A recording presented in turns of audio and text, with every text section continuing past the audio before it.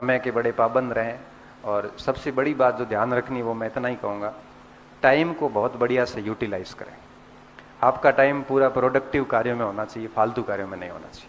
Mobile भी देखते हो ना, तब भी उसमें कोई आपकी कंटेंट से रिलेटेड ही बात सुन लो, या कोई आर्टिकल पढ़ लो, या कोई आप किसी अच्छे प्रोफेसर को सुन लिया, थोड़ी देर 5 मिनट के लिए सुन लिया, तो ऐसे अच्छे व्यक्ति को सुन लो जो आपके इस परीक्षा के काम का है।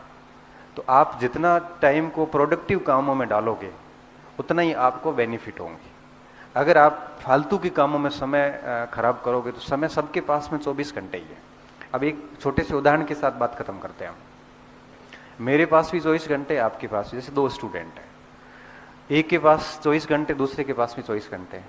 अब एक ऐसा स्टूडेंट है जो 1 जनवरी से ही मान लो लग गया और डेली मतलब जी तोड़ मेहनत कर रहा है, 12 घंटे 15 घंटे, घंटे काउंट ही नहीं हो रहे हैं। बेसिकली जो मेहनत करता है वो घंटे काउंट नहीं करता, फिर भी मान लेते कि 12 से 15 घंटे वो पढ़ रहा है, दबा के पढ़ रहा है। एक दूसरा स्टूडेंट ऐसा, उसने भी तैयारी 1 जनवरी को शुरू करी पर पढ़ 4-5 घंटे रहा है। आप सोचिए कि महीने के अंत में जो 4 घंटे पढ़ रहा है वो 120 घंटे की पढ़ाई कर रहा है, और जो 12 घंटे पढ़ रहा है वो आपके 360 घंटे की पढ़ाई कर रहा है। अब आप सोचिए कि दोनों को एक ही महीना मिला था और एक व्यक्ति ने आपके 120 घंटे पढ़ाई करी और दूसरे ने आपके 360 घंटे पढ़ाई करी। आप सोचिए, उसने 1 महीने के सीधे 3 महीने बना दिए और दूसरे वाला 3 महीने का 1 महीना बनाएगा।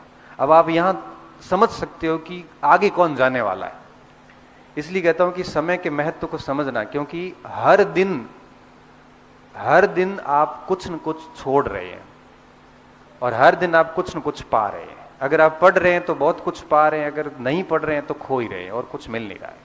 इसलिए आपका मॉर्निंग से लेके और नाइट तक का जो टाइम है, इसको ऐसा व्यवस्थित रूप से करो कि एकदम मोमेंटम मिलता रहे और बिल्कुल 1 मिनट भी आपका व्यर्थ नहीं हो। और जिस दिन आपने समय को व्यर्थ करना शुरू कर दिया, आप भले जीनियस हो, आप भले मेरिटोरियस हो, आप 99% एकेडमिक रिकॉर्ड से आए हो, कोई फर्क नहीं पड़ता। आपको 50% वाला बच्चा पीछे छोड़ेगा, मैं लिख के दे सकता हूं। जिस दिन आपने समय को, क्योंकि जब समय खराब करते हैं ना तब आदत बनती है। एक दिन खराब किया तो फर्क नहीं पड़ेगा, लेकिन क्या होता है कि समय खराब कर रहे हैं ना, तो वो जो जिन कार्यों में खराब हो रहा है वो कार्य बड़े इंटरेस्टिंग होते हैं और वो स्वभाव में आएंगे। पहले दिन 1 घंटा खराब होगा, दूसरे दिन 1.5 घंटा होगा, फिर धीरे धीरे प्रोडक्टिव कार्य कम होते जाएंगे और निरर्थक कार्य बढ़ते जाएंगे। और आप देखते देखते, आपको पता है, पढ़ाई जैसी कम होती कॉन्फिडेंस डाउन होता है। 2 दिन भी नहीं पढ़ते ना, तीसरे दिन अंदर लगता है कि यार क्या कर रहा हूं। और जैसे जैसे आपका फालतू समय जाएगा ना, वैसे वैसे आपका मोरल, कॉन्फिडेंस वगैरह सारा धीरे धीरे डाउन होता जाएगा और आप एक नए डिप्रेशन में जाएंगे। क्योंकि अच्छी रैंक आते आते आप पीछे रह जाते हैं और पीछे आ जाते हैं, तब आप उस स्थिति को स्वीकार नहीं कर पाते।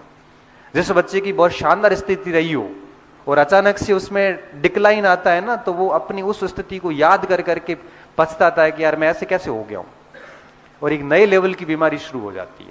इसलिए मैं कहूंगा कि आप सुबह से शाम तक आप अपना जो टाइम है उसको बहुत बढ़िया तरीके से यूटिलाइज करो।